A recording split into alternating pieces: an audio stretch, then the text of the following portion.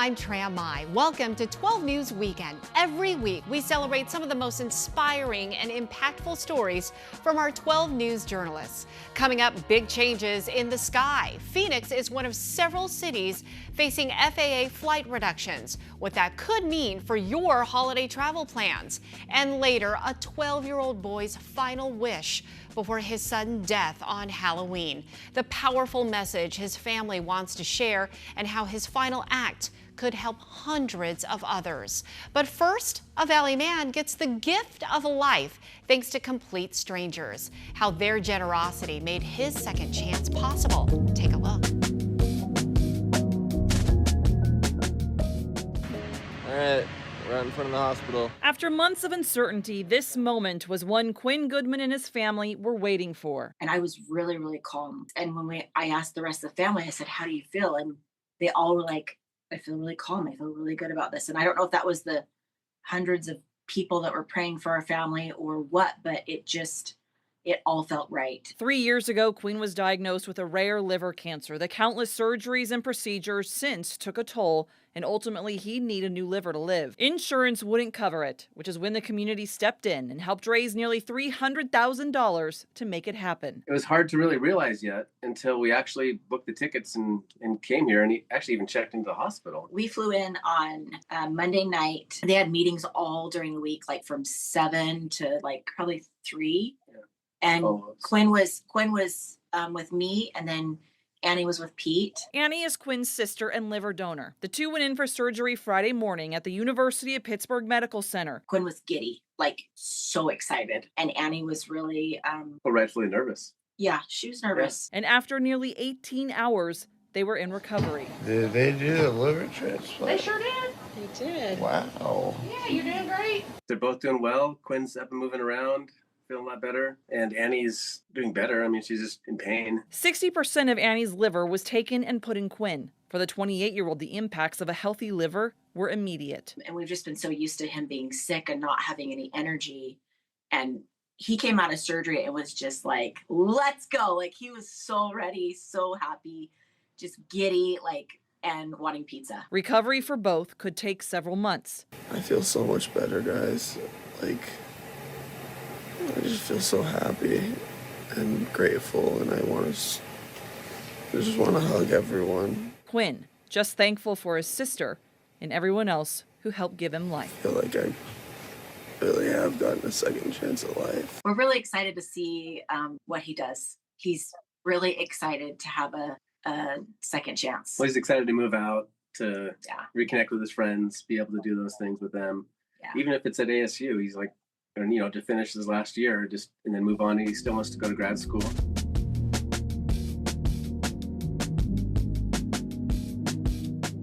Ehlers-Danlos, it's a connective tissue disorder. It's autoimmune, so it's your body attacks itself. Megan Scalina's son, Dylan, her daughters, Kaylee and Alexis, have lived their entire lives with EDS. On Halloween night, Dylan collapsed while trick-or-treating with friends. Doctors at Phoenix Children's Hospital say he suffered an aneurysm and brain bleed. His family believes his EDS played a major factor. They think that it was the Ehlers-Danlos that caused the aneurysm because his vasculature just wasn't strong enough. When you hear that sequence of events happening to a 12-year-old, is that common, or would you consider this to be rare? Rare. So yeah, that's a very uncommon thing or outcome to expect from EDS. Doctor of Medicine David Saperstein is one of the few people treating patients with EDS daily.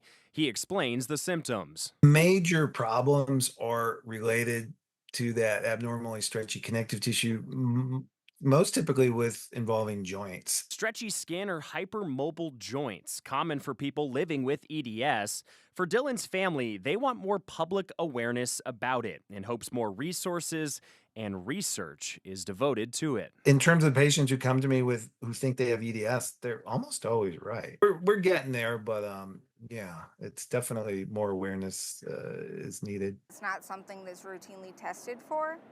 So I think Ella, his best friend, her dad is a doctor, and I think his goal after all of this is to make it more of a routine screening.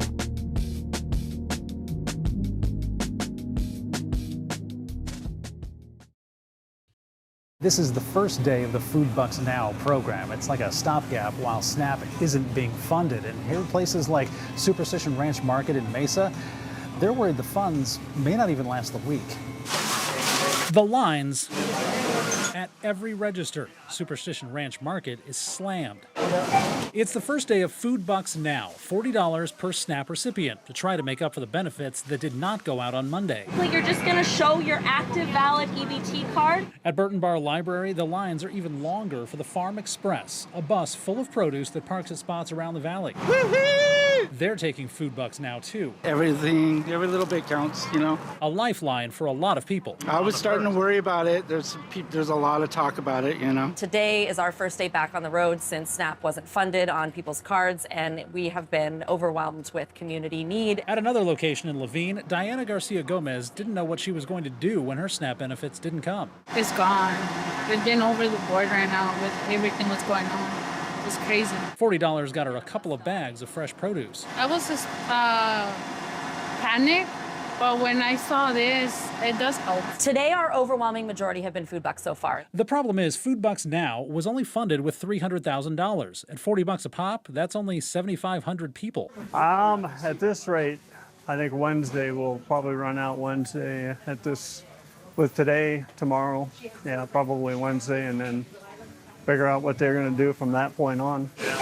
Superstition Ranch Market owner TJ McEwen wishes there was more. Something to start with, and hopefully by Wednesday they'll have something else, maybe some more money opened up and we can keep it going, or we'll see what happens. William Pitts, 12 News. Coming up, she grew up around basketball greatness. Now she's calling Arizona home. The story behind the newest leader in Sun Devil women's hoops. We'll be right back.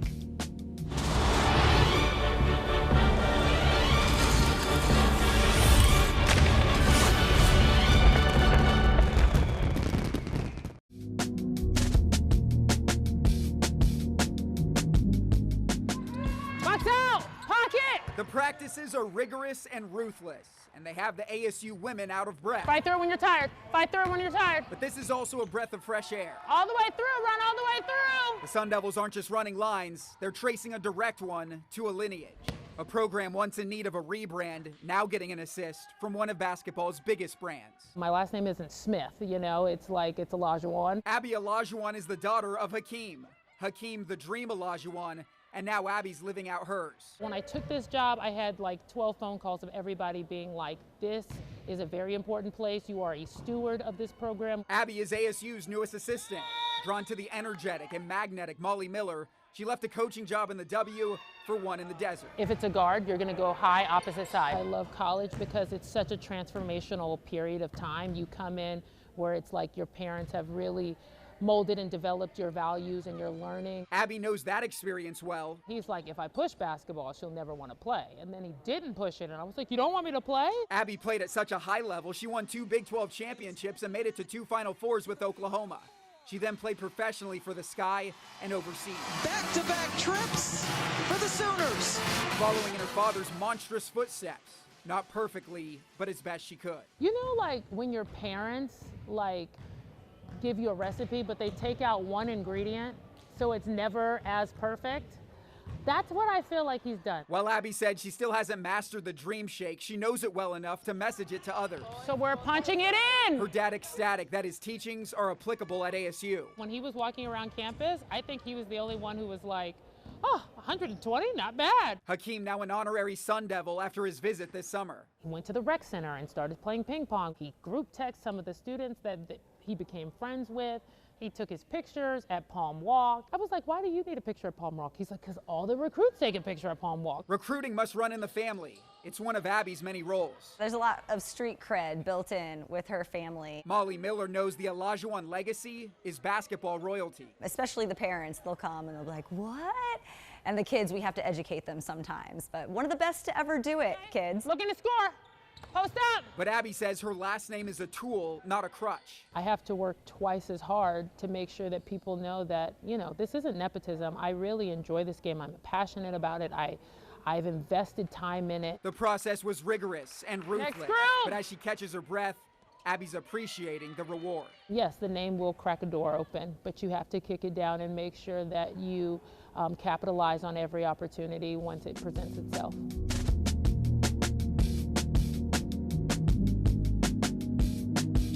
You've got your swing dialed in and your putting game on point, but there's one thing you can't control: the weather. It's always changing, and you just gotta roll with it. Time to tee up and see what kind of day we're in for on the course. Early mornings can create dew-covered fairways since the temperature is usually closer to the dew point then. That moisture can make the course soft and soggy, slowing things down and making your ball muddy. As the sun rises, the course dries out and firms up. That means the ball rolls faster and farther. You'll get longer drives, trickier approach shots, and faster greens. Then there's another weather hazard: the wind. Wind swirling through a lot of trees can create unpredictable gusts that might push your ball more than expected or have you coming up short. Any kind of spin to your ball will exaggerate a cut or a draw when hitting into the wind. On the flip side, wide open courses leave you at the mercy of strong, steady winds that can really take your ball for a ride. With a tailwind, the extra push will have you clubbing down. But with a headwind, you'd better club up because the wind is playing against you. On a windy day, the smart play is to keep the ball low. Less hang time means less wind messing with your shot. Remember, when it's breezy, swing easy so you can hit that controlled Tiger stinger. Now, as the afternoon heat kicks in, there's a little secret. Warmer air is less dense. Translation? The ball travels farther, so don't be surprised if you start absolutely crushing it out there. And one more thing, altitude also spices up the game. The higher the elevation, the farther your ball flies, thanks to thinner air putting less drag on your shot. Titleist even did the math. Your ball travels over 1% farther for every 1,000 feet you climb. So if you're taking that swing in, say, Flagstaff, get ready to add some extra yards to your game. Whether you're teeing off with buddies or catching the pros on TV, understanding how the weather and altitude shakes things up can take your game and your fun to the next level. Now go out there and enjoy every shot.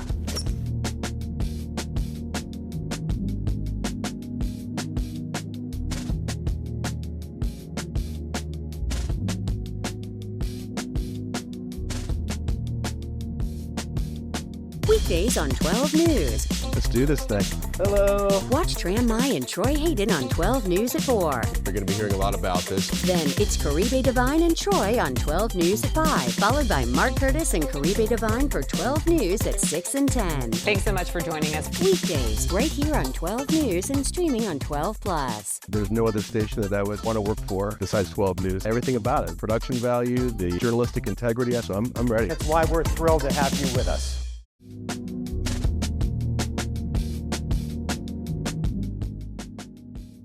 This is the Wine Glass Bar Sawmill just south of the airport, and all of these logs used to be trees until just a couple of weeks ago when the microburst took them all down. Now, this is 2 years worth of work for the sawmill. The way that desert trees grow, there's so much character in the grain, so much pattern. Bill Hempel talks about wood. When we get inside of here and this big knot, it's just going to, the movement. Like it's not just wood, like it's alive and keeping a secret. So I cut flat across the twist, and it's kind of like polishing a gem. He runs what's basically a craft sawmill, sawing his own wood on demand. I tried to read the character of that log and figure out where this is hiding, where that shape is really going to come out. And now, Bill has a lot of shapes to tease out. Those are the Tempe storm logs and a couple of these. All of this came from the Tempe microburst a few weeks back. 90-mile-an-hour winds. It took down trees, ripped off roofs, damaged businesses. Bill's network of landscapers started collecting trees they thought he might want. After all, it's either Bill or the dump, and Bill can turn scrap wood into furniture like this. So when hundreds of trees came down in the storm, between 12 and 20 inches around, there's some really nice mesquite. They're mostly mesquite and acacia. Bill got more new wood than he ever expected. We didn't really realize how many, but we got It's at least 150 right over here, maybe 200. Which, for a one-man sawmill, will take Bill about 2 years just to work his way through. Shooting for sellable wood by the end of February, early March from these trees. His live edge furniture is beautiful. He also sells the slabs. But that's not all he sees in this pile. I see a lot of furniture. I like money, but it's not about the money for me. It's about the art. It's about sustainability. It's about community. Turning the debris from destruction into creation. William Pitts, 12 News.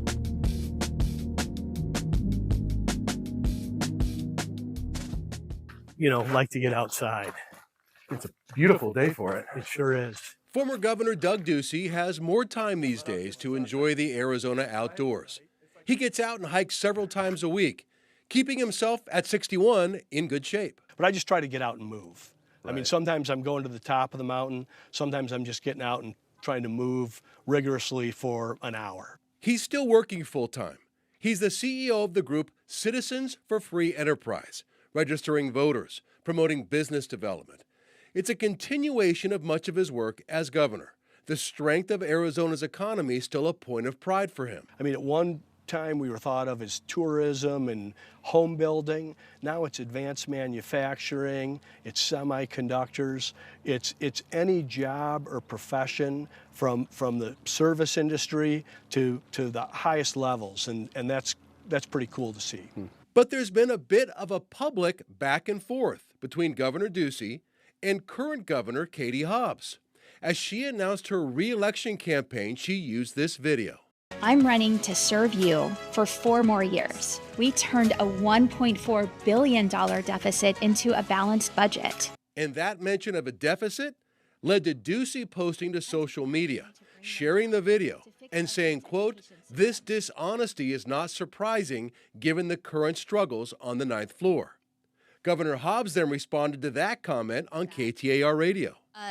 What Governor Ducey failed to say in that statement is that he also left us with a flat tax that drastically reduced state revenue, and he knew that, signing that bill into law on his way out the door. Listen, facts are important. We left a big surplus. We stuffed the rainy day fund full. I mean, we expanded the law so we could put more money in it. I came in with a $1 billion deficit. We left billions of dollars in the general fund. So the money is there. The facts are there was a spending spree. There are 4 main candidates now in the governor's race, 3 of them Republicans. But Ducey says he's not endorsing anybody yet. It's just too early. And he's still young, keeping himself fit. What of talk of him possibly running for another office someday? Maybe U.S. Senate. Well, how do you respond to that? I'm going to be hiking Camelback Mountain. Governor was the job that I wanted, and I loved that job. Those 8 years flew by. I want to see good people run for those offices, but it's a big state, and we got a lot of good folks. You don't see that very often of somebody who gets into office at a pretty high level and then just walks away. I don't know what to say. We're absolutely here for people who are experiencing kind of an everyday emergency right now. As Arizona low-income families weather this first full week of the food stamp freeze, the Arizona Food Bank Network's Terry Shoemaker says new people are showing up at food pantries. They're seeing not only an increase, but people who have never been to a food bank before. The Trump White House has told a federal judge it will use emergency funds to cover half of November's SNAP payments to keep the food stamp program up and running. We're getting that partial payment out the door as much as we can and as quickly as we can, but it's going to take some time. We're beginning to find out how much time it will take to get SNAP payments out the door and into the hands of 900,000 Arizonans. 12 News has learned that the Arizona Department of Economic Security is still waiting on guidance from the courts and the feds before it can release any SNAP funds. Then there are the technology issues. According to a federal court filing by Arizona Attorney General Chris Mays and AGs from several other states, the system changes that states must implement to provide the reduced benefit amounts will take anywhere from a few weeks to up to several months. And the Trump administration pledge to fund half of the monthly benefits could fall far short. Under a complicated federal formula, some recipients could get just 25% of their monthly SNAP benefit, and others could see nothing. It's going to take time, one, to interpret the guidance and then program the guidance and then get that funding out to those cards.